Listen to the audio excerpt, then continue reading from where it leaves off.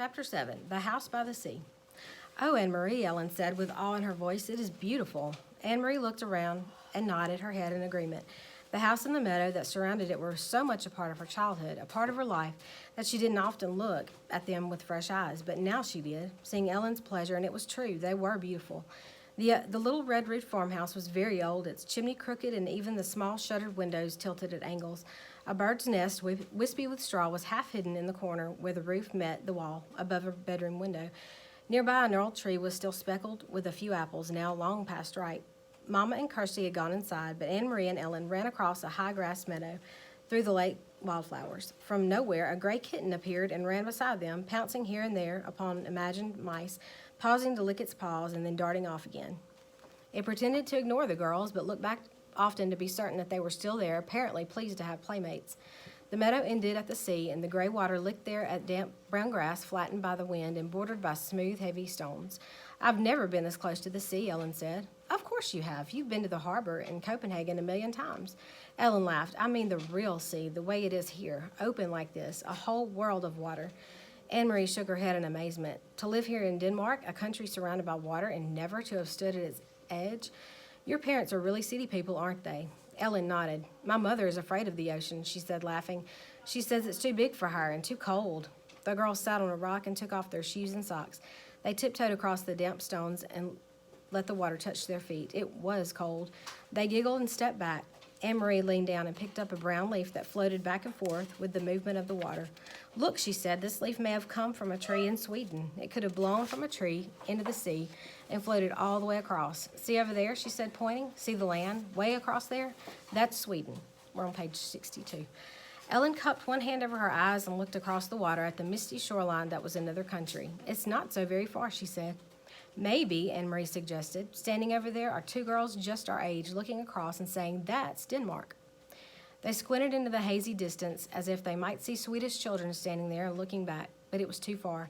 They saw only the hazy strip of land and two small boats bobbing up and down in the gray ruffles of separating water. "I wonder if one of those is your Uncle Henrik's boat," Ellen said. "Maybe. I can't tell. They're too far away. Uncle Henrik's boat is named the Ingeborg," she told Ellen, "for Mama." Ellen looked around. "Does he keep it right here? Does he tie it up so that it won't float away?" Anne-Marie laughed. "Oh, no. In town at the harbor, there's a big dock, and all the fishing boats go and come from there. That's where they unload their fish. You should smell it. At night, they are all there, anchored in the harbor." "Anne-Marie, Ellen," Mama's voice came across in the meadow. The girls looked around and saw her waving to them. They turned, picked up their shoes, and began walking towards the house. The kitten, who had settled comfortably on the stony shore, rose immediately and followed them. "I took Ellen down to show her the sea," Anne-Marie explained, when they reached the place where Mama waited. "She'd never been that close before. We started to wade, but it was too cold. I wish we had come in the summer so we could swim."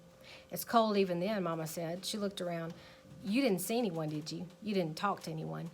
Anne-Marie shook her head. "Just the kitten." Ellen picked it up, and it lay purring in her arms as she stroked its small head and talked to it softly. "I meant to warn you. You must stay away from people while we are here." "But there's no one around here," Anne-Marie reminded her. "Even so, if you see anyone at all, even someone you know, one of Henrik's friends, it's better if you come in the house. It is too difficult, maybe even dangerous, to explain who Ellen is." Ellen looked up and bit her lip. "There aren't soldiers here, too?" she asked. Mama sighed. "I'm afraid there are soldiers everywhere, and especially now. This is a bad time. Come in now and help me fix supper. Henrik will be home soon." We're on page 64. "Watch the step there, it's loose. Do you know what I've done? I found enough apples for applesauce. Even though there's no sugar, the apples are sweet. Henrik will bring home some fish, and there's wood for the fire, so tonight we will be warm and well fed." "It's not a bad time then," Anne-Marie told her, "not if there's applesauce." Ellen kissed the kitten's head and let it leap from her arms to the ground. It darted away and disappeared in the tall grass.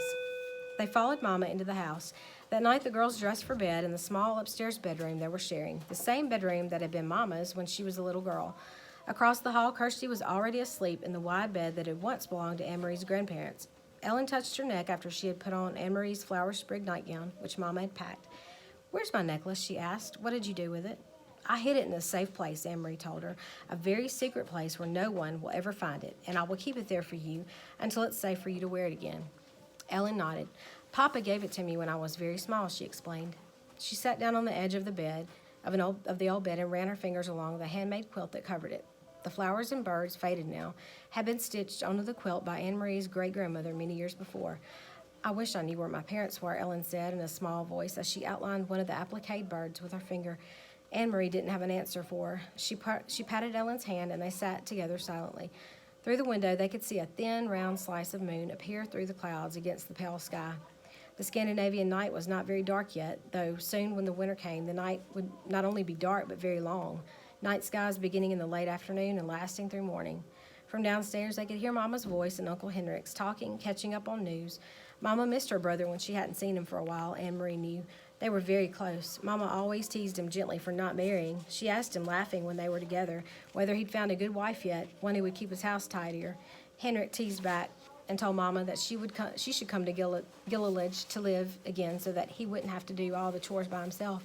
For a moment, to Anne Marie, listening, it seemed like all the earlier times, the happy visits to the farm in the past, with summer daylight extending beyond bedtime, when the children tucked away in the bedrooms and the grown-ups downstairs talking. But there was a difference. In the earlier times, she had always overheard laughter. Tonight, there was no laughter at all.